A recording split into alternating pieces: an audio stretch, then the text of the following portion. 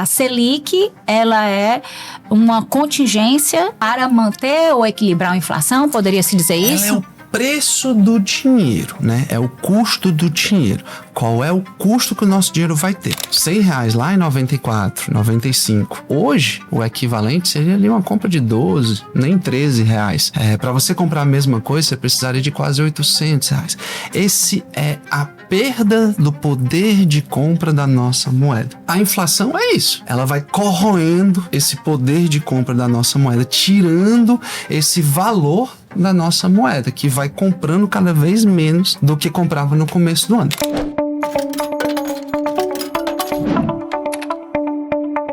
Olá, eu sou Luíse Porto, estamos em mais um episódio do Start Explica. Hoje nós vamos falar sobre o beabá dos investimentos. E para traduzir essa sopa de letrinhas, estou aqui com o meu sócio, Raul Mota. Seja bem-vindo, Raul. Boa noite, Luíse. Boa noite a quem não estiver nos assistindo. É um prazer estar aqui, vai ser ótimo. Vamos lá. Vamos traduzir esse beabá dos investimentos, tantas siglas que esse mercado traz, que os clientes nos perguntam nas ligações. Então, queria até esclarecer que nós reunimos aqui as maiores dúvidas que nós recebemos no dia a dia e estamos aqui hoje para deixar esse economês mais fácil, né, Raul? E por que eu convidei o Raul? Né? O Raul é nosso sócio, tem mais de 15 anos de mercado. É analista CNPI pleno, tem ali uma raiz na bolsa, entende de análise gráfica, análise técnica. Então eu trouxe esse desafio, foi para ele mesmo, porque ele tem ali uma linguagem super técnica, entende de todo tipo de operação de mercado e eu trouxe o desafio dele traduzir isso, se possível até, Raul, no cearês. Pode deixar, vamos lá, a gente vai tentar. Então vamos lá. Raul, primeiramente, queria que a nossa audiência entendesse, como nós vamos falar de investimentos, primeiro onde é que tudo começa, né? Os investimentos financeiros, eles têm todos os órgãos reguladores que cuidam de todo o mercado, de regular esse mercado. Quais são os principais órgãos reguladores, qual o papel dele e como é que o investidor, pessoa física, tem acesso a compreender o que é que eles fazem no mercado? A gente sempre fala, né, que o Brasil é muito difícil, né? Segurança jurídica é complicada aqui e o lugar onde você tem a maior segurança possível é realmente nos investimentos dentro do sistema nacional, né? Desse sistema bancário. Dentro desse sistema, o órgão normativo maior é o CMN, o Conselho Monetário Nacional. Ele é um órgão que tem a função de definir as diretrizes de toda a política monetária, política cambial, política de crédito para todos os outros órgãos. E quem faz colocar isso em prática é o Banco Central, que é o órgão que faz execução, que busca a meta de inflação feita, né, produzida pelo CMN. Quem busca alcançar é o Banco Central, via, geralmente, né, taxa Selic, o sobe e desce da taxa que a gente viu tão grande aí nos últimos anos. Raul, e a Comissão de Valores Mobiliários, a CVM, qual o papel dela nessa estruturação do mercado? Regular e fiscalizar, né, os agentes, junto com o Banco Central e cuidar para que as regras que foram acordadas no início dos investimentos sejam cumpridas por todos. Acho que o grande quilo é que no mercado financeiro a gente tem uma quantidade maior de olhos. São muitos agentes, muitas pessoas e a transparência é maior.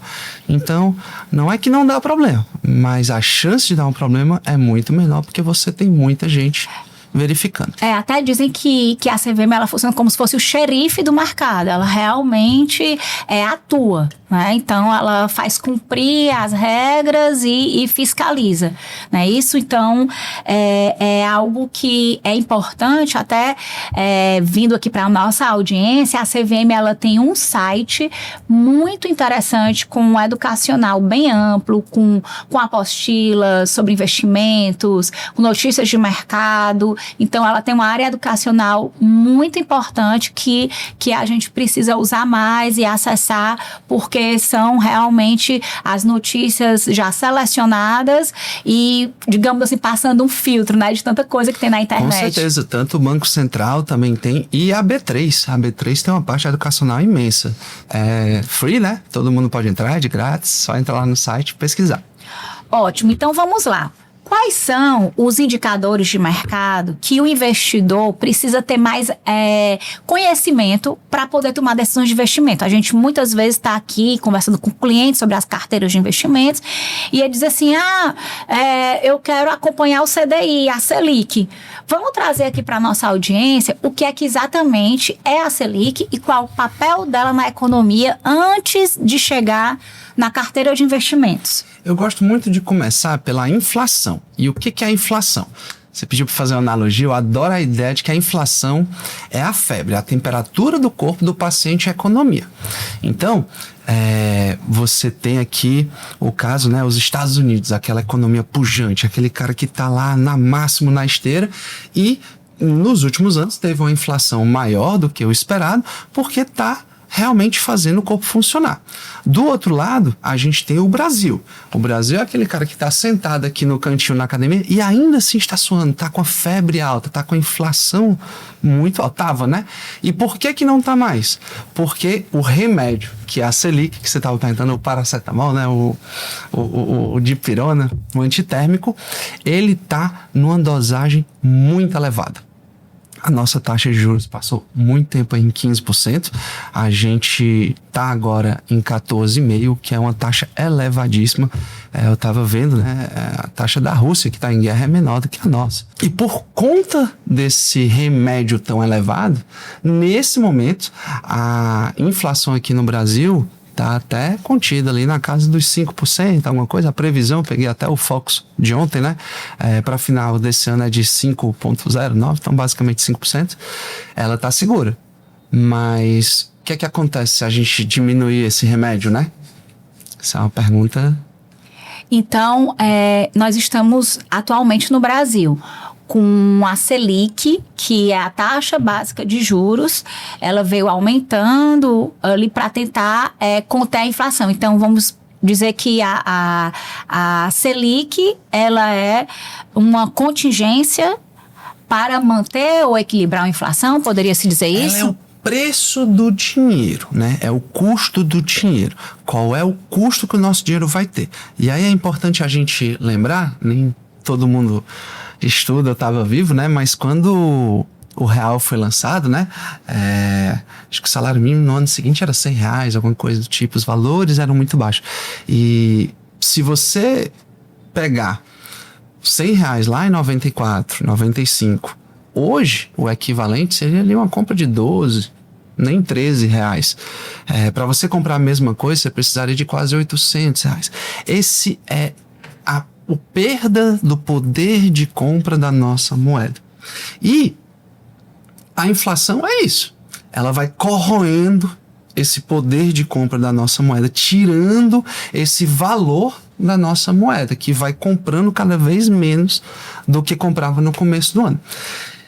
Bem, isso é uma coisa que é dos preços, né? Os preços são um sinal, pessoal. É importantíssimo sempre lembrar que preços são sinais, né? Eles nunca são causa. E os preços estão subindo por quê? O que está acontecendo? Por que os preços estão subindo? A Selic, ela vem do outro lado. Ela vem indicando o custo do dinheiro. Ela vem indicando, dizendo, olha, está mais caro hoje para você comprar uma casa, está mais caro hoje para você comprar um carro, está mais caro para você se financiar. Logo, as pessoas ficam mais contidas. Diminui ali as compras, né? Diminui os gastos, o que tende a segurar a inflação. E é um trabalho muito difícil do Banco Central, bem penoso, porque é uma linha tênue, não tem certo ou errado em si. Você tem que ir entendendo aonde você quer balançar. Acho que uma coisa importantíssima de salientar é que o nosso Banco Central hoje é independente. Então, é claro que ele olha para a parte política, para entender, né, para onde o país está indo, mas as decisões econômicas são tomadas de forma técnica, o que é muito bom. Ótimo. Na prática, você falando aí, eu até me lembrei, esses dias eu estava organizando uns papéis em casa e achei um álbum do meu filho de 15 anos, de quando ele nasceu, que tinha lá algumas anotações do ano que ele nasceu, que foi 2010. Quanto é que estava o preço da gasolina? Quanto é o preço da gasolina? Então, na época, a gasolina, o litro de gasolina era R$ 2,65. E hoje está perto de R$7. Então, até para efeito, né, de exemplo, né, então, o que é justamente a inflação? É passar o tempo e a gente continua consumindo, né, gasolina depois de 16 anos, digamos assim, né? Então, continua tendo carro e tendo a gasolina. Então, o preço daquele custo de vida, né, em 16 anos saiu, né, de R$ 2,65 para quase R$7. Isso é a inflação, né, ao longo do tempo. E isso aconteceu em muitos outros insumos, né? Então, o que é que, quando a gente até conversa com os clientes sobre projeção de padrão de vida no futuro, né, é muito importante entender esse conceito de inflação para saber se aquela carteira de investimentos projetada para o futuro vai suprir o mesmo padrão de vida que a pessoa tem na vida ativa, né? Essa é uma preocupação. Importantíssimo. Eu acho que o mais importante de uma carteira de investimentos é, ao longo do tempo, ter um ganho maior do que a inflação. Um ganho financeiro que a gente chama de real, né? Um ganho que lhe dá poder de compra maior. Ou seja, no final do ano, você com aquele capital compra mais do que comprava com o dinheiro do começo do ano. Isso é agregar riqueza. Isso é agregar riqueza. Com certeza. Certo. E vendo essa questão das estratégias, que é muito importante, eu posso ter uma carteira de objetivos diferentes, que aí depois a gente vai até entrar nessa sopa de letrinhas dos produtos. Mas eu posso ter uma carteira, por exemplo, para manter um patrimônio, que ela vai ser para um objetivo de manutenção, de patrimônio, quer dizer, eu não quero mais perder, mas eu quero manter esse patrimônio, porque por N motivos, que aí você pode ressaltar. Uma carteira geradora de renda, quer dizer, eu já preciso que aquela carteira me gere um complemento de renda para eu usar de imediato. Então, aí já é um outro tipo de carteira, porque eu já vou usufruir ali daqueles rendimentos para poder pagar a conta, literalmente, claro, né? E uma carteira, às vezes, de crescimento. Uma carteira de crescimento é aquela carteira onde eu ainda tenho uma vida ativa e que eu já tenho um recurso financeiro e que aquela carteira, ela está numa fase onde, no longo prazo, eu ainda quero que ela também tem ali um juros sobre juros sobre ela para ela crescer no futuro e só lá na frente, talvez 15, 20 anos, dê realmente o suporte de gerador de renda. Então, ela está numa fase de crescimento. Diante disso, dessas 3 tipos de carteira, manutenção de patrimônio, gerar renda e crescimento, né, o que é que você entende, o que é que qual é o trabalho, né, do assessor de investimentos para poder conseguir modelar isso da forma mais assertiva para o cliente? Essa é uma ótima pergunta, Luiz. Quem já fez reunião comigo, tem algumas coisinhas que eu falo sempre, né? E a gente costuma dizer, poxa, os produtos financeiros a gente entende. Cara, a gente estuda isso há muito tempo. Brinco de olhar essas coisas desde os meus 16, 17 anos. A gente compreende. O difícil entender a cabeça da outra pessoa. E muito importante no nosso trabalho, Luiz, o que a gente acha certo, o que é certo para mim, pode não ser o que é mais correto para o cliente, para a outra pessoa. Então você tem que entender essas necessidades. Você falou de 3 tipos de carteira que representam muito bem momentos de vida. E aí, vou te responder de trás para frente, tá? Imagina assim, uma pessoa mais jovem, tem uma vida, sei lá, 20 altos, né? 20 baixos, alguma coisa do tipo, 30 baixos. Tem uma vida inteira de trabalho pela frente. Aquela pessoa, ela tá no momento, geralmente, né, na maior parte do tempo, de ganho de capital, de formação de carteira. Colocar a massinha do bolo, faz tudinho, coloca ele lá no forno e todo mês tenta colocar um fermentinho. Que são os aportes. São os aportes, perfeito. E vai fazendo aquele bolo crescer. É claro que esses aportes mensais você vai ajustando, inclusive, sua carteira, vendo onde são as oportunidades. O mundo vai mudando, é uma constante mudança. Essa é uma carteira que é muito interessante para um cara no começo da formação de capital, começo da vida de trabalho. Ele tem tempo para fazer essa carteira crescer, é uma carteira que tem que ser focada em ativos de crescimento. Essa é uma carteira que tem que ser focada em ações, em empresas, eu sempre falo, né, uma coisa que você consegue pegar a areia da praia e transformar em tela touchscreen. Qual é o tamanho da geração de valor que você faz isso? Quanto vale uma pá de areia na praia?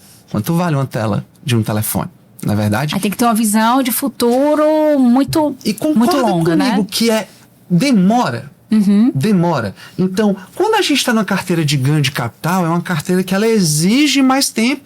Você deveria pensar em 5, 7, 10 anos, maturar aquele seu investimento. Fazer aquele seu investimento realmente dar frutos imensos. A outra carteira que você falou é uma carteira de geração de renda. Essa é uma carteira maravilhosa, especialmente para o momento que a gente está no Brasil, acho que desses últimos 2, 3 anos. E para um momento de vida completamente diferente. E para um momento de vida completamente diferente. Mesmo porque, imagina, o cara no começo da vida, né? Ele vai ter um capital para investir, tá lá guardando seu dinheiro, mas qual o tamanho desse capital? Será que ele consegue ter uma renda lá que realmente vá sustentar? Dificilmente. Não vai ter o tamanho. Quando você está ali já, mas no final da vida de trabalho, 50, 60, alguma coisa do tipo, você já juntou um capital, você consegue ter, especialmente se você tiver feito os investimentos, né? O seu bolo lá no forno está grande, que você pode dar o próximo passo. Olha, sempre falo, né? Uma das melhores alvos que a gente pode fazer aqui para um cliente. Que tal se os seus investimentos aqui te rendessem mensalmente um valor que você conseguisse pagar suas contas? Dá até pra pensar numa transição de carreira, né? Muitas vezes. Que tal, Lô? Trabalhar porque quer e não porque precisa? Opa! Isso poxa. É a liberdade financeira. E eu acho muito engraçado, né? A gente tem uns casos aqui muito bons, né? Tem um cliente aqui que 40 e poucos, 50 e poucos anos, nunca quero me aposentar, mas Raul, eu quero trabalhar segunda, terça e quarta. Porque da quarta-feira eu quero já estar lá, sexta-feira quando minha família for, eu quero estar na casa de praia. E pronto, não tá errado. Tem gente que diz, olha, eu me formei em medicina, estudei muito, tô trabalhando feito um louco. Cara, antes dos 50, se possível aos 45, eu já quero poder trabalhar porque quero e não porque preciso. Quando a gente chega nesse momento, a gente tem uma carteira completamente diferente, mesmo porque a carteira de ganho de capital ela tem um risco maior, ela tem uma volatilidade, ela tem um tempo que você precisa esperar para que ela madure, para que ela realmente cresça, né? Aquele fermentinho faça crescer, né, a massa. Não é esse o caso agora. Agora a gente tem uma carteira que já é madura e que a gente precisa colher os seus frutos. Claro que tem diferentes casos, você pode ter rendimento mensal, um outro caso, rendimento anual, acho mais difícil, mas um rendimento semestral, trimestral, isso acontece, e tranquilo, a gente consegue ajustar, né? O pessoal que tem previdência consegue fazer aqueles resgates a cada 60 dias, também consegue. Mas a ideia aqui é que você retire um pouquinho do bolo, mas no final do mês, o próprio crescimento do bolo já não só repare aquela parte que você tirou, mas talvez até um pouquinho mais, para que na próxima vez a gente tenha um bolo cada vez maior. Esse é um outro momento, são outros ativos, você procura aqui ativos de renda, né? Acho que aluguéis são um exemplo maravilhoso disso, né? Que são ativos que mantêm essa recorrência para o pagamento. Então a pessoa, nesse momento, já consegue pensar em, olha, posso realmente parar. Caramba, cai um dinheiro aqui na conta mês e eu consegui pagar minhas contas, né? Então, vai equilibrando, né? E existe o terceiro momento, que é, como é que tu chamou aí? Conservação de patrimônio, é isso? Carteira para conservar o patrimônio. Conservar o patrimônio, que é aquela carteira onde você visa muito mais a segurança. É claro que se ela for minimamente bem feita, ela vai subir acima da inflação, né? Ela tem que manter ela precisa, né? Para poder manter o patrimônio, precisa, né? Ela vai ter esse trabalho feito lá dentro, mas ela vai abdicar de voos mais altos, de alçar voos maiores, em prol de uma segurança maior, né? Em prol de ter uma certeza, uma robustez muito maior, de ter talvez uma exposição maior ao FGC, talvez ativos de maior segurança, em trabalhar com empresas e setores de maior liquidez. entre outras coisas. Ótimo, então vamos lá. Nós começamos falando do que era inflação, Selic, né, que é o custo ali do dinheiro, entendendo também que a Selic, quando que esse custo do dinheiro ele fica elevado a nível país, seja ele qual for, ela trava muito o crescimento econômico, porque as empresas tendem a investir menos porque justamente o custo do dinheiro fica caro, né? Então a empresa pensa 3 vezes antes de comprar um equipamento novo, antes de aumentar ali o pátio de uma indústria. Abrir uma linha de financiamento. Exatamente, porque ele vai ali tendo aquele juros sobre juros na ponta contrária, né? Na ponta nocivo, que ele está devendo. Né? E aí, trazendo isso, a gente vai começar agora a falar de renda fixa, que é justamente isso, né? O que é a renda fixa, a gente precisa entender agora, vamos entender agora os produtos na prática, né?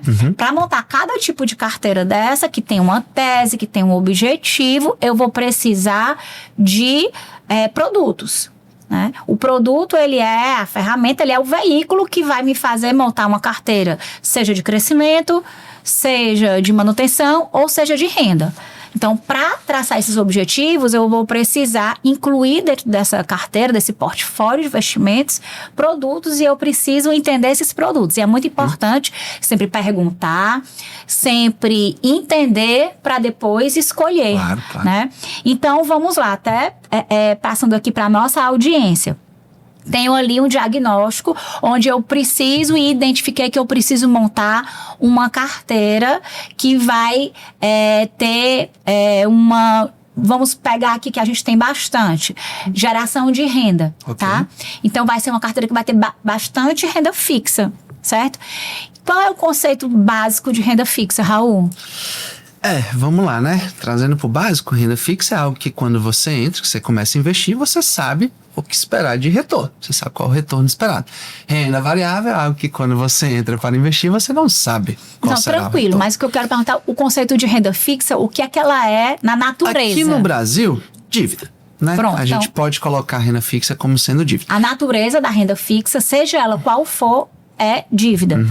É importante a gente lembrar alguns conceitos básicos que às vezes a gente esquece, especialmente a gente foca muito nesse negócio de taxa e tudo mais, essa sopa de letrinhas, né? Dívida não é feito pra gente crescer.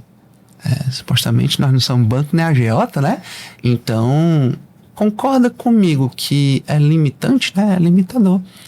A dívida, vamos lá, né? O banco ele tem que pegar o nosso dinheiro mais barato possível, aquele dinheiro que a gente deixa na conta, o dinheiro que a gente vai utilizando ali no mês a mês, e ele tem que emprestar o dinheiro pra gente um pouquinho mais caro do que isso. A diferença entre isso chama-se spread bancário, que é onde ele ganha dinheiro. Mas concorda comigo que se ele emprestar esse dinheiro caro demais, que é o que está acontecendo no Brasil hoje, as pessoas não vão buscar esse empréstimo.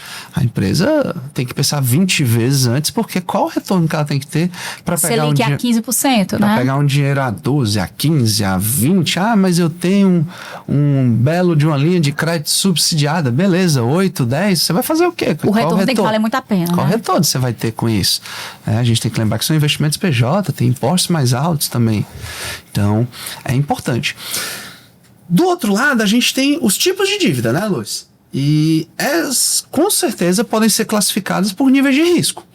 Então, poxa, você tem uma dívida do Brasil, né? Cara, você está emprestando dinheiro para quem tem a máquina de imprimir reais. Você empresta reais para quem tem a máquina de imprimir reais.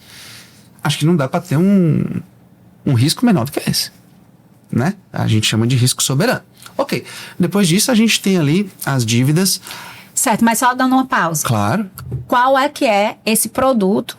Né? Então, eu empresto dinheiro para o governo. Né? Quais são esses títulos que a gente consegue investir que é uma dívida do governo? Boa, muito bem. Você pode entrar lá no site do Tesouro, qualquer... brasileiro título público federal. Você pode pegar um título público federal, uma NTNB, uma NTNF, uma LTN. Essas são sopas de letrinhas, mas são remunerações diferentes para emprestar o dinheiro para o governo brasileiro. Boa, mas vamos dar uma pausa aqui de novo. Vamos traduzir justamente essa sopa de letrinhas. Então, vamos voltar, que a gente está aqui tentando traduzir quais são os tipos de produtos que tem dentro de renda fixa, dentro dos títulos públicos federais, que são as dívidas do governo.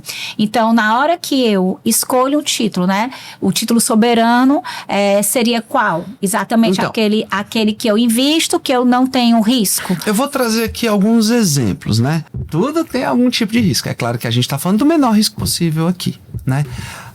Nós temos o título, por exemplo, da NTN-B, aonde nós vamos ter uma remuneração atrelada à inflação, que a gente estava conversando. Então, é aquele título, quando a gente abre o site do Tesouro, que até esse termo, né, que você está falando é bem importante. Em algumas nomenclaturas ainda aparece a chamada NTN-B, mas é o título público indexado à inflação, né? Onde a gente compra, tem uma combinação ali de um número, né, de uma rentabilidade que nós compramos para um vencimento. Como é que funciona? Exatamente. É a nota do Tesouro Nacional. Nesse caso, a B tem atrelada ao IPCA e ela remunera IPCA mais 5, IPCA mais 6, IPCA mais 7. Ou seja, você tem o índice de inflação mais uma taxa de retorno anual, tá, pessoal? Sempre anual. Sempre anual, importante. Existem outros títulos. Você pode ter um título pré-fixado, onde, olha, eu vou ganhar 12 ao ano, eu vou ganhar 15 ao ano. E existem os títulos atrelados à Selic/CDI, né? Que, como a gente estava conversando, para facilitar, você pode ter um título onde você sabe exatamente quando você vai ganhar, título pré-fixado. Eu ganho 10, eu ganho 15, eu ganho 20 ao ano. Eu tenho um título atrelado à febre, ou seja, ao perda de poder de compra do meu papel. Eu diria que esse é o principal, é aquele que me assegura da inflação.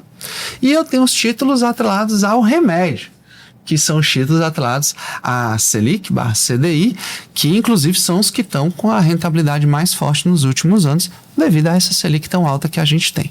Certo, então as estratégias para investir em renda fixa são, né? Eu posso proteger da inflação com um indicador IPCA mais uma taxa comprada, um pré-fixado que eu compro uma taxa já fechada. Fixa, fechei, comprei naquele dia aquela taxa e ele vai ser também pós-fixado que vai acompanhar a Selic para onde ela for, né? Perfeito. Certo. Então, essas são estratégias dentro da renda fixa que podem ali ajudar a formular essa carteira tanto de conservação como de renda passiva, a depender do tipo ali de inclusive de o título. mix, né?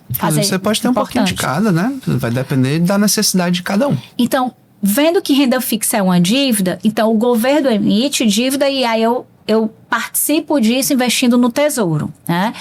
Bancos também emitem, não é isso? Então, quais são os outros títulos de renda fixa? Vamos lá. Quando a gente trata de risco, então eu vou do menor para o maior, né? A gente tem agora os títulos bancários.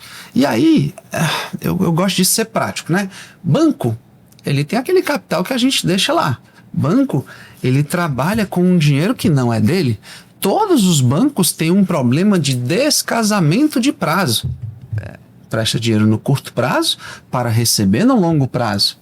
Não é isso? É importante. Todo título também vai ter um vencimento, né? Justamente porque dívida tem vencimento. Muito bem. Todo título vai ter um vencimento. Na sua grande maioria tem vencimentos, pois toda dívida tem um vencimento. É claro que ela pode ser rolada, né? Aí tem um monte de coisa.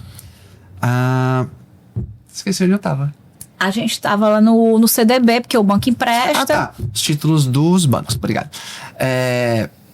Bem, quando a gente vai para os bancos, já que eles têm esse risco financeiro, né? E risco eles de crédito, né? De crédito, e eles não possuem ativos, ou pelo menos não patrimônio naquela magnitude que eles rodam o dinheiro, aqui no Brasil nós temos o Fundo Garantidor de Crédito, o FGC.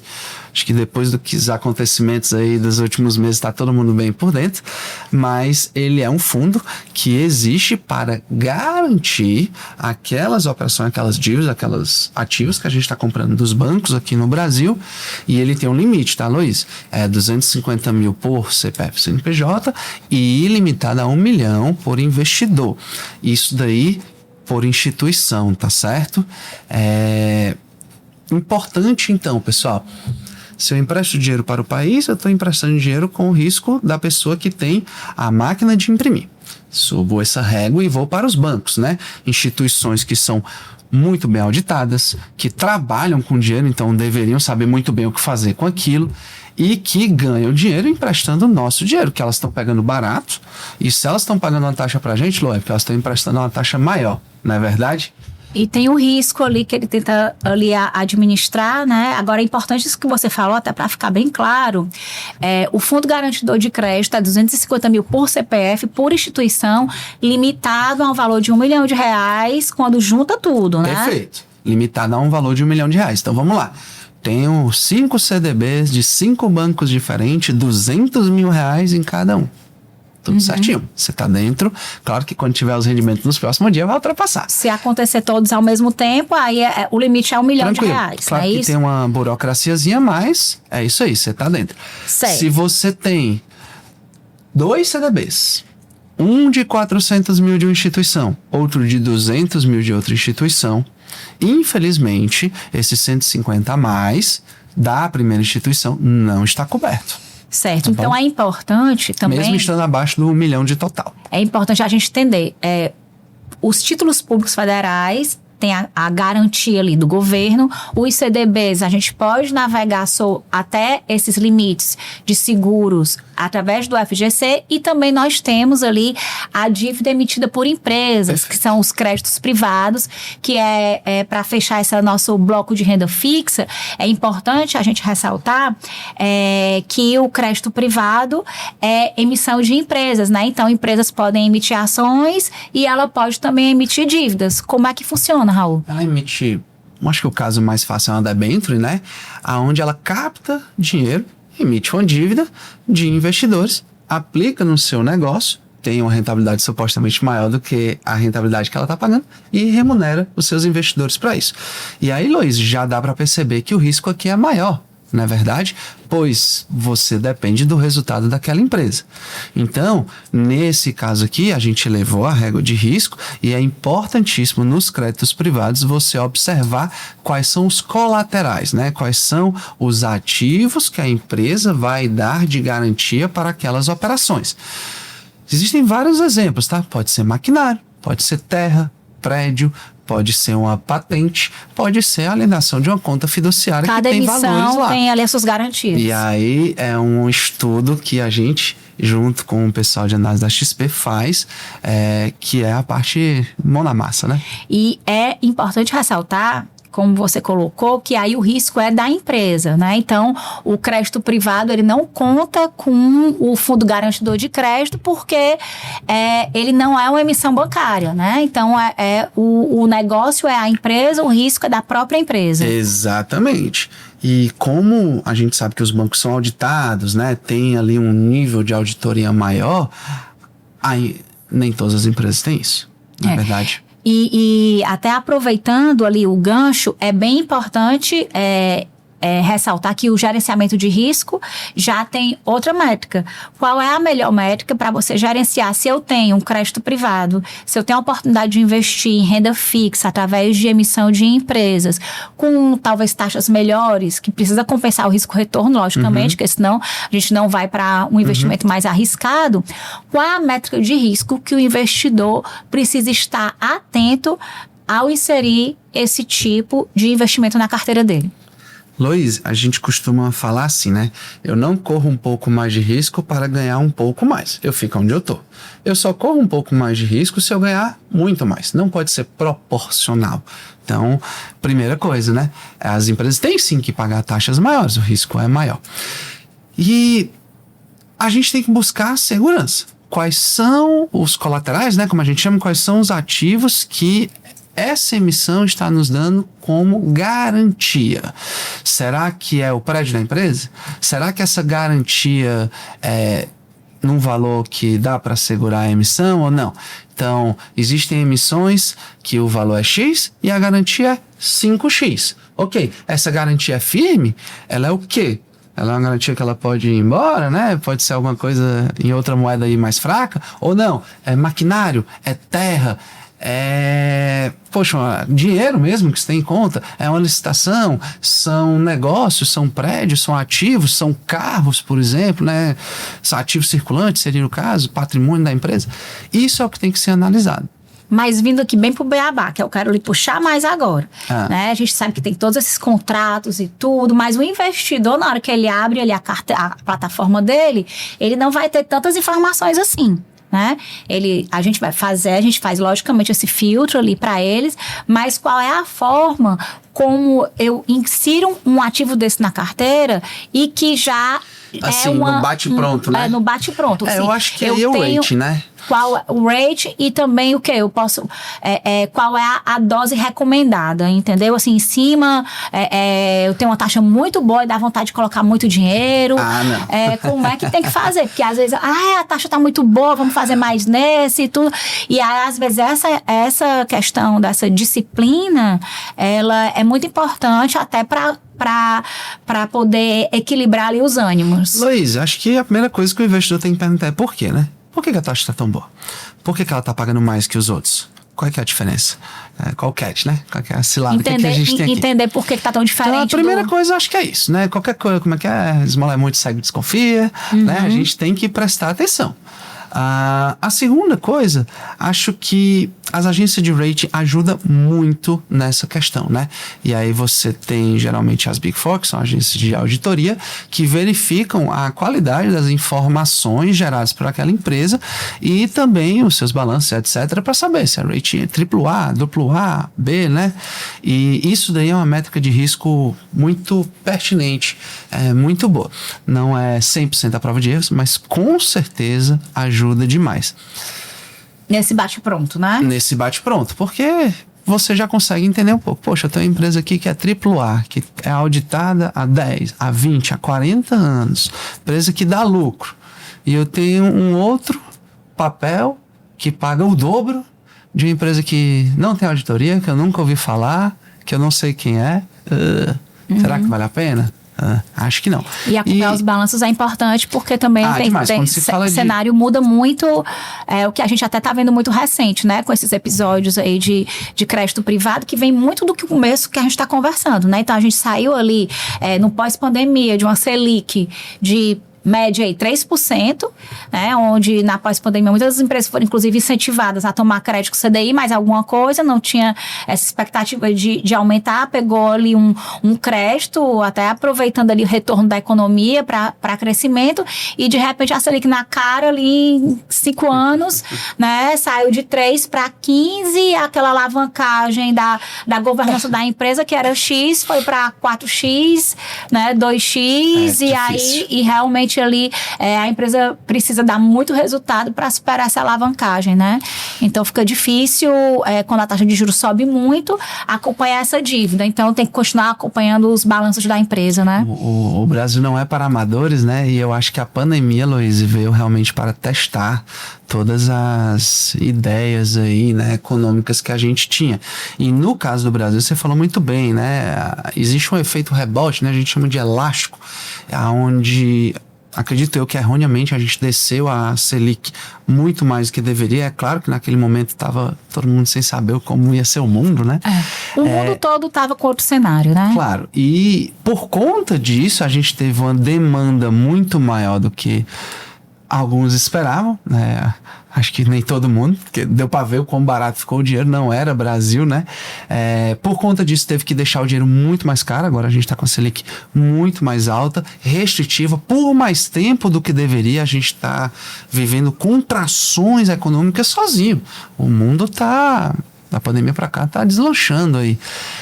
O nosso PIB, até peguei o Focus aqui, poxa, a ideia é que a gente feche esse ano com menos de 2%. Para um país em desenvolvimento, é nada. É nada. A gente precisa de muito mais. A gente tem uma população que precisa de tudo, né? Um terço da população brasileira não tem nem saneamento. E aí, só para completar, na questão do risco, importantíssimo não colocar todos os ovos numa só cesta.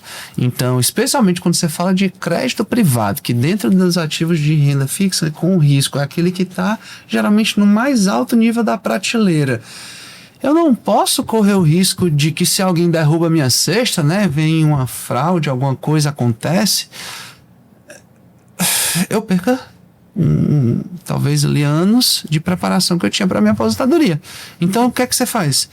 Aí existem muitas oportunidades. Divide um pouquinho, pega um pouquinho em cada e, claro, estuda cada uma delas, entende Qual cada o uma delas. percentual ideal, então, desse ativo que não tem FGC? Olha, E dentro do patrimônio total, assim, qual a dose máxima? isso depende, né? Para poder ser, assim, algo que, se houver um impacto, ela dá menos dano na carteira. Isso depende muito de ativo para ativo, de carteira para carteira, cliente para cliente e momento também. Até o tamanho da carteira também muda isso. Mas existem algumas praxes, né? E a gente poderia dizer que se for um ativo mais normal, 2%, acho que não mais do que isso para uma carteira dos ativos de maior risco, né?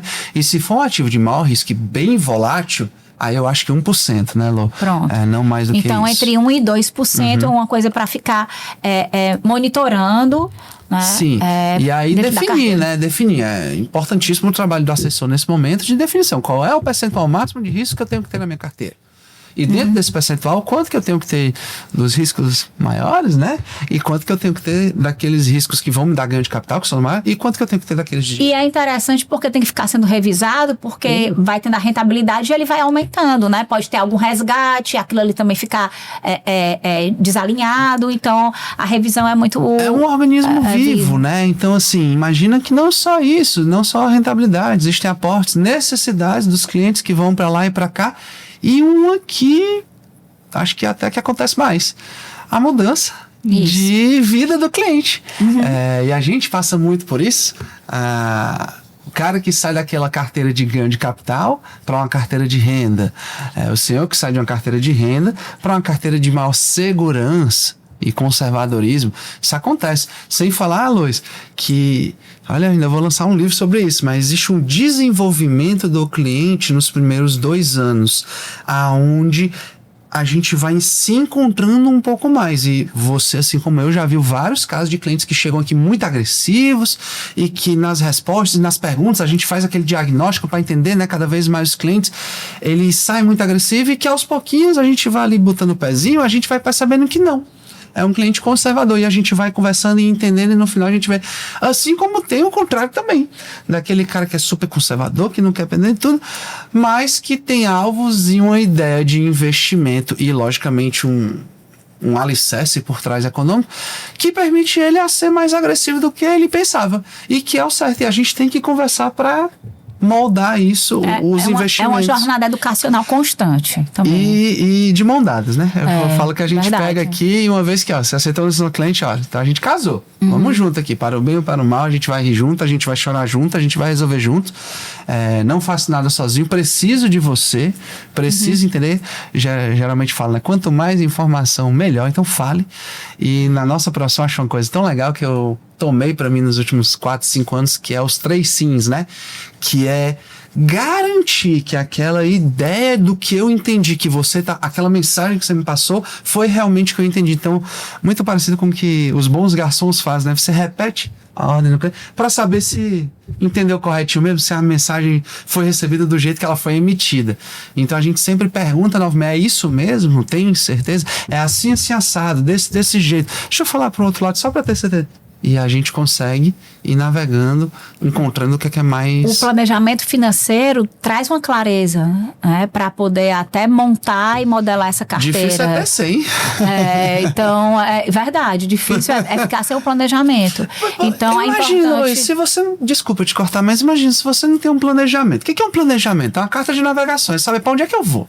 É o meu norte, é a minha bússola, é saber, poxa, eu tô aqui, eu quero chegar lá. E para isso eu tenho que passar pelo ABC. Qual o veículo que eu vou tomar, né? Se você sai de casa sem esse mapa, como é que eu vou chegar aí? Eu sei lá. Vou de moto, vou de carro, vou de trem, né? Talvez a maré me leve, talvez eu bata lá, talvez eu bata em outro lugar. E o mais importante, porque quando a gente inicia, a gente sabe onde a gente quer chegar. E você dorme hoje, acorda amanhã. Será que você está lembrando? Será que você passou pelas mesmas coisas? Será que você ainda lembra que você quer chegar lá? Por que você quer chegar lá? Será que não apareceu alguma coisa no meio do caminho? Uma viagem, né? Um sonho, um dinheiro que entrou que permite que você suba para um patamar de vida maior. Mas que talvez você não devesse fazer porque tem um alvo lá na frente. E o trabalho do assessor de investimentos é muito de bater o boom. Como eu falo muito aqui, né? De bater o boom. De ser aquele cara lá no barquinho que lembra você do porquê que você tá remando. Porque onde é que a gente tá? Aqui, ó, todo dia. tamo junto, tô aqui com você, tô de mão dada aqui, você não tá sozinho não, vamos lá. E deixa eu completar, é importante que o investidor saiba qual é o papel, o papel de maior importância dele. Não é de ser a peça, não é de saber como que a peça lá do seu xadrez, que o investimento não é bem dama, é xadrez, né? Um pouquinho mais complexo. Não é saber que o cavalo anda em L, que o bispo move em X, que a torre vai para frente para os lados. Não é isso. É de ser o estrategista. Como eu quero jogar esse jogo? Quero jogar agressivo? Quero dominar o centro para poder ter basicamente domínio sobre o resto do jogo? Quero levar meus peões lá pro final para transformar tudo em rainha e daí conseguir basicamente matar tudo? Quero ser rápido e prático e chegar logo no meu objetivo? Esse é o papel do investidor. É uma principal coisa. E digo que as pessoas passam menos tempo, gastam menos tempo do que deveriam por isso. Verdade. O papel do assessor, ele é quem tem que saber como cada pecinha se move, e que o cavalo tá bem alimentado, e que a torre tá com as pessoas certas, e que se a gente fizer um rock aqui, a gente vai conseguir trazer essa torre pro lado esquerdo, que é o que você quer fazer mais rápido. Esse é o papel do assessor. E conversar com o estrategista para ele dizer o ok, que ele entendeu e caramba, é mesmo, vamos fazer assim que a gente vai chegar lá mais. E até incluir isso na nova estratégia. E daí a gente vai caminhando. E você falando isso, né, me lembra muitos clientes que já chegaram aqui de falar, eu não entendo nada de investimentos, vocês falam, e eu entendo 50% do que vocês falaram, mas é uma construção, assim, a gente precisa trazer os termos, né, para que eles comecem a, com o tempo, ficar suavizados, logicamente, e é uma conquista que a cada reunião nós vamos evoluindo juntos, né? Eu digo para o cliente, o assessor vai evoluindo em entender os objetivos do cliente, se ele também se abrir para isso, é importante que se diga, né? Não tem como fazer o trabalho sem isso. E o cliente também, né, o investidor, ele precisa também abrir o ouvido, o coração, a mente, para entender que ele precisa também entender como esses veículos funcionam. Porque esses veículos, a gente pode de repente escolher um veículo e no meio do caminho entender que tem um rio e que tinha que ter uma balsa, né? Então, é importante essa compreensão e saber que é uma jornada juntos. E aí, pegando aqui já até pelo nosso tempo, existe também dentro da outra carteira que nós falamos, então a gente falou aqui, voltando um pouco, a gente falou de gestão de carteira para a gente fazer manutenção de patrimônio, nós podemos fazer uma carteira com foco em objetivo de geração de renda, e essa de crescimento, que aí puxa muito a questão, Raul, de crescimento, remete a também uma carteira que tem ali um nível de complexidade com relação a risco maior, e aí remete muito à questão de renda variável, né? Quais são os principais investimentos de renda variável? E qual é a melhor forma de adentrar, né, de aprender a investir em renda variável, o que é que eles significam? Vamos lá, Luiz. Bem, quando a gente fala de uma carteira de crescimento, essa é a palavra. É isso que você tem que buscar, crescimento. O que as maiores fortunas têm? Crescimento. O que as empresas que mais ganham valor têm? Crescimento. O que a gente está vendo agora com AI, as empresas que estão conseguindo inserir AI dentro do seu dia a dia? Crescimento. Deixa eu também agora só dar uma outra pausa. Você falou que renda fixa tem um teto, é limitante, né? Por quê? Vai só até ali um limite, porque é uma dívida. Quando a gente fala de crescimento, se alinha a empresa, porque a empresa, ela gera o quê? É a economia real, não é isso? Então, aí você vai falar de crescimento, não tem como falar de crescimento sem falar de empresa, né? Perfeito. A dívida é limitada. Ela existe exatamente para aquilo. A pessoa tem que ganhar mais com aquele dinheiro. No caso da dívida, já que você está emprestando, você não é a pessoa que está ganhando mais com esse dinheiro. E o capitalismo, Luiz, ele não é perfeito, mas ele é o melhor sistema que o ser humano conseguiu inventar. E ele faz isso dando maior valor a quem traz maior valor. que é que eu tô querendo dizer? Quando a gente busca crescimento, eu tenho que me expor aos setores, às empresas que crescem. Dívida não cresce. Dívida é dívida. Só cresce para o endividado, né? Quem recebe, tá lá. E como que a gente faz crescimento? Que tal uma empresa que está tendo ótimos resultados, que consegue fazer ali uma lojinha vendendo bem, etc, etc. Ela diz, poxa, eu tenho um shopping aqui do lado e eu conseguiria fazer o mesmo trabalho. Mas eu não tenho um capital para isso. Esse é o dinheiro bem empregado. E a Bolsa de Valores nos permite, nos dá a oportunidade de participar em pé de igualdade com os donos e investidores iniciais dessa empresa, se tornando sócios. E essa é uma das coisas mais incríveis que uma pessoa pode fazer com o seu capital. São as maiores fortunas do mundo, foram formadas dessa forma, né? A gente tem grandes cases de sucesso e é aí que mora o grande ganho de escala de valor, né? Até onde o Atlas, que é aquele robozinho que a gente vê lá no Instagram fazendo as coisinhas, agora pode nos ajudar. A gente viu ele trabalhando lá na Amazon agora, durante, eu acho que foi um shift de 72 horas seguidas. Nenhum ser humano conseguiria trabalhar 72 horas seguidas, empacotando, etc. Até onde ele pode nos trazer? A gente vai ter o IPO esse ano da SpaceX, uma empresa privada que leva satélites ao espaço, que tem uma ideia de fazer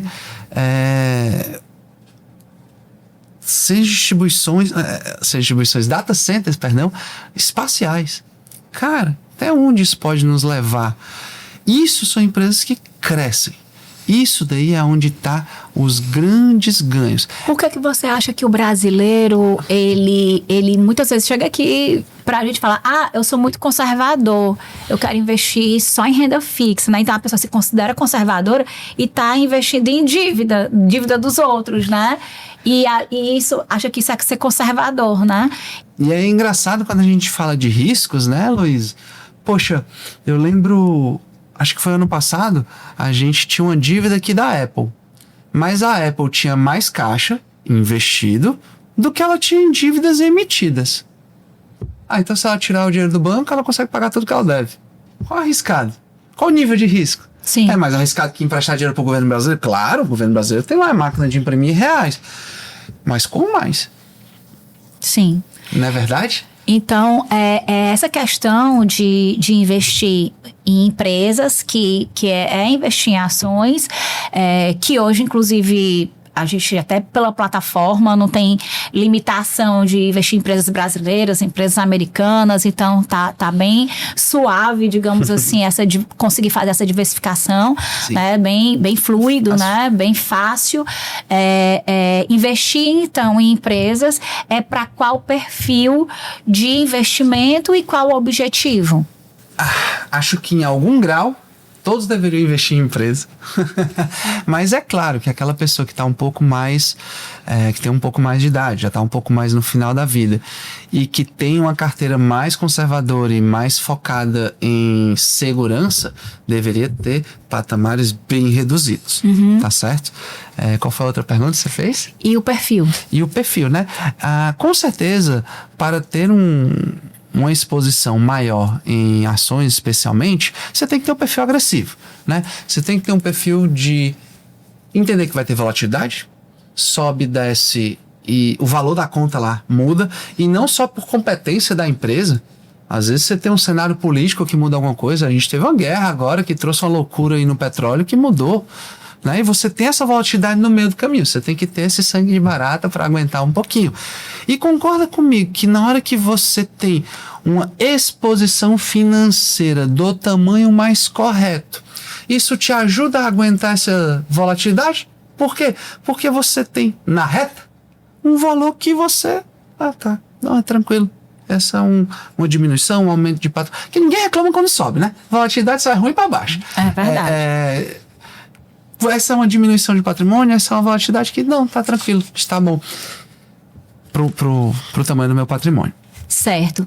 E aí a gente vai ter, que seria aí que outro bate-papo, se a gente for falasse de ações, várias formas de escolher uma carteira para vários perfis de investimento, para a gente fazer aqui um encerramento, continuar, né? Então, que um papo aqui tem muito assunto, mas também existe, através da parte da renda variável também, que a gente tem bastante aqui no escritório também, os fundos imobiliários, né? Claro. Então, os fundos imobiliários, ele é meio que ali um queridinho, né? De muitos clientes, que ele tem ali um perfil até mais moderado, digamos assim, que aguenta ver uma volatilidade, mas ele já tem ali de pronto uma renda passiva também. Então, já atende ali um cliente que talvez já tenha tido um histórico de saber o que é volatilidade, não se afetar mais com isso, com relação a entender que a volatilidade faz parte do mercado, porque ele está com foco ali nos aluguéis, que já não é como ações, né? Então, o fundo, qual é a diferença? Que muita gente às vezes quer colocar no mesmo pacote,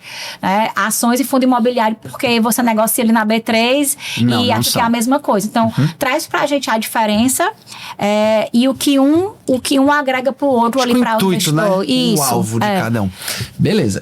Muito bem colocado. Os fundos imobiliários são empresas que administram imóveis, né? Então a gente pode pensar em incorporadoras. A base de tudo são imóveis. São imóveis, né? É claro que você tem, tudo tem exceção, né? Você tem os fundos imobiliários de papel, que são de dívidas imobiliárias, mas ainda a base está lá, o imóvel, né? Quando a gente fala de fundos imobiliários, eles são uma classe à parte. Por quê? Concorda comigo que eles são mais perigosos do que emprestar dinheiro para o governo. O governo tem a máquina de imprimir reais. Estão emprestando dinheiro para a pessoa que tem a máquina de imprimir reais. Mas eles não são perigosos como empresa, são imóveis, está lá, né? A gente toca aqui, o cearense adora imóveis, né? Você tem lá a terra, você tem lá o prédio, você tem lá o centro de distribuição. O contrato de aluguel, né? Mais importante ainda, o contrato de aluguel, o seu inquilino. Então, tá lá. Não é tão arriscado quanto é a grande maioria das empresas, podemos dizer assim. Então ele entra aqui no meio termo. Ele tem prós e contras. A gente pode dizer que um contra é a volatilidade. A maioria dos fundos imobiliários são negociados em bolsa e eles estão sujeitos ao sobe e desce do mercado de valores imobiliários, o dia a dia. Então, demanda, oferta, poxa, meu imóvel não tem nada a ver. Vamos lá, tem um centro de distribuição, tem um hospital em São Paulo, tem um centro de distribuição no interior de Minas Gerais. Aí o troço cai de valor porque tem uma guerra do outro lado do mundo. Difícil, né? Por quê? Qual é o impacto que tem? Não muito, mas está sujeito a isso. Então, quando a gente olha para os fundos imobiliários, o importante é focar na renda. O que não diferencia de um imóvel? Poxa, eu tenho um imóvel e eu vou alugar esse imóvel. Um imóvel físico, né? Um imóvel físico, né? Eu vou alugar esse imóvel. O que é que eu tenho que prestar atenção? Poxa, o inquilino. O inquilino é bom? Então, quando você vai para os fundos imobiliários, quem é que está te alugando aquele imóvel? Qual o tipo de contrato que a gente tem? Quais são os colaterais, garantias daquele contrato, né? Eu acho que uma garantia ótima que a gente vê na grande maioria dos fundos imobiliários você pode... Os contratos são geralmente de 6, 8, 10, até mais tempo, né? São contratos longos, muitos fundos imobiliários são BTS, né? Build to Suit. Não, você pode ir embora. Você tem aqui 8 anos de contrato, não tem problema. Você pode ir embora a qualquer momento. É só pagar o resto do contrato inteiro. E eu não te dou nem o reajuste do meio do período. Só precisa pagar o contrato. Cara, olha que contrato maravilhoso. Essa empresa, para ir embora de lá, tem que ter um motivo muito forte. Que ela vai ter um custo muito alto para sair. A multa, né? Esses contratos são uma garantia muito forte. Além disso, quando a gente tem um imóvel, o que você tem que olhar? Pô, você tem que cuidar do imóvel. O imóvel é bom? O imóvel é velho? Tá caindo aos pedaços? É bem localizado, né? A gente sempre escutou, né? Manhattan, né? O principal mercado imobiliário do planeta. O que é o mais importante? Primeiro, segundo, terceiro lugar. Location, location, location. Localização. O imóvel é bem localizado. Será que um prédio comercial na Faria Lima, lá no coração, deveria ter o mesmo metro quadrado, valor de um imóvel a 6, 7 quarteirões? Que já não está ali mais no coração? Talvez não, né? Essas são análises que a gente tem que fazer. E aí, a administradora do seu fundo imobiliário. Quem está tocando essa empresa? Tem tempo de mercado? Quem são as pessoas? A parte boa, como eu falei, no mercado de valores, né, imobiliários, a gente tem a maior quantidade de olhos do que a gente poderia ter. Essas informações são públicas, são abertas, e não só temos nós que podemos ir lá, ler, acompanhar, né? Acho que acompanhar as conference calls são importantíssimas das empresas. Você tem os analistas e os profissionais de mercado analisando e auditando e verificando cada uma daquelas empresas. O que não elimina, mas diminui muito as chances de fraudes, etc., acontecer. Ótimo. Então, assim, os fundos imobiliários, diferente das ações, apesar de ter o mesmo ambiente de negociação, são uma estratégia completamente diferente, que tem foco em aluguel. E, dando um exemplo aqui também, para te complementar, uma empresa ela pode expandir, se multiplicar no Brasil todo. Né? Um prédio, né? Ele não tem como... Tá lá, né? Ele tá lá fisicamente, então também se ele sobe muito, a gente entende que ali também ele não tem como se multiplicar tanto, então a gente não pode esperar também na cota tanto crescimento como a ação pode dar, claro né? que Isso, não. E consequentemente volatilidade também. Aí até para a gente pensar nesse conceito, né? A volatilidade, né? Então, o que é o conceito, como a gente está falando aqui de beabá, a gente fala de volatilidade de uma forma natural aqui pra gente, mas o que é a volatilidade? O que é, assim, rapidamente, o que é volatilidade? São medidas de risco, né? Volatilidade é o quanto aquele ativo estatisticamente costuma variar. A variância daquele ativo, como a gente chama. Pra cima e pra baixo. E variância é para cima e para baixo. Volatilidade quando é para cima, ninguém reclama, Luiz. Só volatilidade para baixo que o povo reclama. Então, por exemplo, você colocou 2 ativos maravilhosos. Quando a gente vai para a Bolsa Brasileira, a gente costuma ter as ações uma volatilidade X, nos fundos imobiliários uma volatilidade de 1/3 de X. São imóveis. Eles não deveriam ter o mesmo risco de... Tá lá, o negócio funciona 10, a 20, o prédio está lá acontecendo, os inquilinos estão lá, não há as mesmas mudanças que há numa empresa. Podemos pegar, inclusive, indústrias bem consolidadas, como a WEG. Poxa, sai uma bateria nova da Xiaomi lá na China, a WEG pode ter um impacto aqui. O imóvel está lá, está sendo alugado. E aí, importantíssimo, que qualquer um que já alugou algum imóvel ou colocou imóvel para alugar, todos os imóveis anualmente têm o reajuste do aluguel, que é sempre um índice mais alguma coisinha. Esse índice pode ser o índice de inflação mais conhecido, IPCA, mas pode ser INCC, Construção Civil, etc. Mas a ideia é o quê? Concorda comigo que você está tendo ganhos recorrentes acima do índice de inflação? Então, o teu ganho está recorrentemente e consistentemente atualizando, acima da perda de poder de compra do dinheiro e sempre acima. Muito legal. Algumas das carteiras mais antigas de fundo imobiliário aqui do escritório estão comigo hoje e você enxerga o quanto o trabalho de um imóvel precisa de tempo para se mostrar, para ter aquela inclinação maior no resultado do cliente. Porque você tem que ir comprando um metrinho quadrado mais barato, você tem que ir aumentando com o mesmo valor a quantidade de cotas que você tem que ir esperando ali os ajustes de aluguel e se movimentando de acordo com o mercado. Por isso que o ajuste fino da carteira é sempre importante para ir equalizando todas essas métricas, né? Sim, mesmo porque os ativos são vendidos e comprados, então vão ficando mais caros, mais baratos e a própria administração dos ativos e os inquilinos mudam. Então, é uma coisa viva. Então, Raul, maravilha, assim, a gente falou de muito assunto, mas o que eu queria provocar muito nossa audiência é que a gente tem essa aproximação, né? Trouxe você que tem ali um respaldo técnico altíssimo para trazer aqui para a gente também essa tradução. Nem sempre é fácil, mas o investidor e a gente também está sempre se esforçando, os dois lados, para a gente melhorar cada vez mais o nosso entendimento, a nossa comunicação, e é muito importante provocar, né? É muito importante que o investidor entenda que para ele escolher os investimentos, ele precisa antes andar umas casas, antes de entender, né?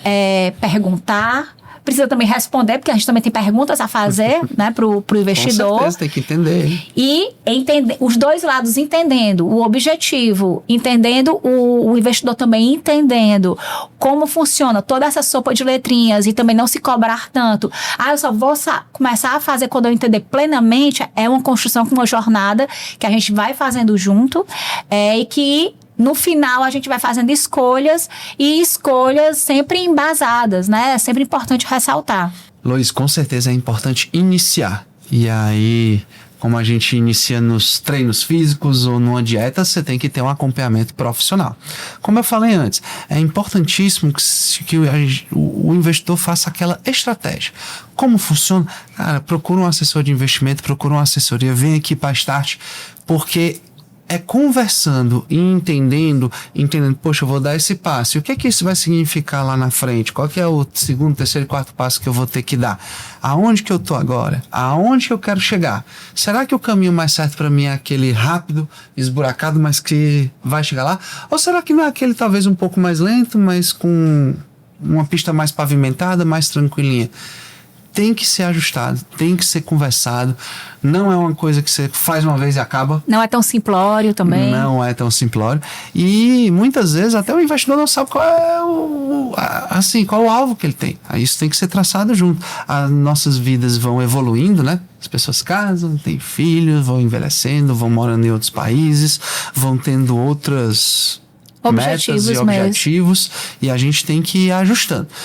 Se todo mundo for parar a vida para estudar, o que eu levei aqui muitos anos para dizer que hoje entendo um bocadinho, ninguém trabalha mais. Por isso que quando a gente vai no médico, né? Eu não estudei lá os livros de medicina, não passei 11 anos na faculdade para daí poder me consultar. Não, eu vou me consultar com ele, eu entendo, ele me passa as informações, eu estudo um pouquinho, vou tentar entender as informações que ele me passou, para daí tomar as decisões e entender se a decisão que ele está achando, olha, acho que a gente deve seguir por esse caminho. Será que é mesmo? E ele vai pedir vários exames, hemogramas, exames de imagem, a gente tem que fazer tudo para cada vez ter mais clareza, né? Ele só vai conseguir dizer o que é que a gente pode fazer após esse diagnóstico. E esse diagnóstico tem que ser montado de forma prévia. Maravilha, Raul, muito obrigada pela aula. O tempo é curto, mas a ideia é justamente essa, provocar a nossa audiência para ter essa compreensão cada vez próxima, contar com toda a nossa equipe para poder entender e se aproximar e se afinar e ter mais essa proximidade mesmo com os termos financeiros e entender que faz parte da vida, né? Hoje em dia investir não é uma opção, né? É uma obrigação que todos nós temos para cuidar das nossas reservas para o futuro, para realizar sonhos. Então, assim, não tem jeito, né? O investidor uma hora vai ter que, eu não gosto desse assunto, mas vai ter que realmente se aproximar, e nós estamos aqui para facilitar essa jornada e conduzir juntos com bastante parceria, né? Então, deixa essa mensagem final aqui para a gente poder encerrar esse nosso bate-papo. Existem algumas habilidades que realmente são muito importantes para nós como trabalhadores brasileiros, né? Falar inglês, importantíssimo, e contabilidade e investimentos. A gente tem que entender, a gente mora num dos países com as maiores taxas de juros do mundo. Ouvimos nossa vida inteira que o Brasil é país de bancário. Para dar um dado aqui, por que em 2011 o dólar era 1,50? Assim como a lira turca era 1,50, se você abrir o Google, a lira turca passou dos R$40, agora o dólar, ano passado estava 6 e pouco, hoje fechou ali na casa dos R$5, né? Se você for pegar o dólar turismo, está 5,21, 5,22. Por quê? É importante, se você não se proteger, se você não cuidar do seu, quem é que vai? Né? E sempre, como acho que tudo que importa na vida, procure uma ajuda profissional. Pergunte quantas vezes quiser, estamos aqui, estamos abertos aqui. Como diz o bom cearense, não se acanhe em perguntar. Não, que é isso. E acho que o importante é saber que tem alguém para acompanhar você, investidor, nessa jornada. Acho que é isso, né, E Luiz? esse é o Acho que a nosso gente se trabalho. propõe aqui, né? Esse é o nosso trabalho. E muita gente fala, eu tô perguntando muito. Não, nosso trabalho É até esse. melhor, é horrível quando não pergunta, não sei o que.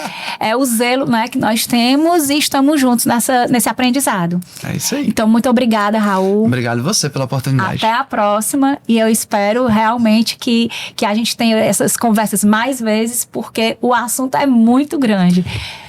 E para você que nos assistiu até agora, obrigada pela sua audiência e espero você no próximo Start Explica.